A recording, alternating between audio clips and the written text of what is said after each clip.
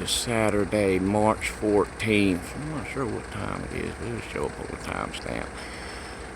Here in Prentice, Mississippi. And that is supposed to be our sun up there, people. It's not our sun. It is a sun simulator. NASA, all the world leaders know about it. It is not a lens flare here that you're seeing here off to the right of the... All the media know about it. They're just keeping it hush-hush. They don't want you to know. All the world leaders know about it. Just like they know about the coronavirus. You know, think Shakespeare. The whole world is a stage.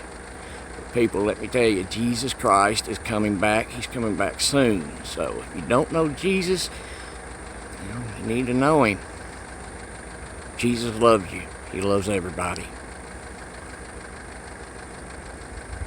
And right now, if you do know Jesus, you should be witnessing and trying to lead as many souls to him as you can.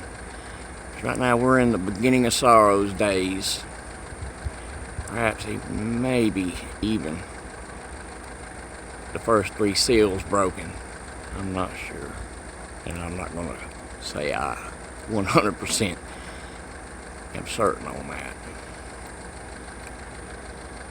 However, I'm going to get a few snapshots here of this.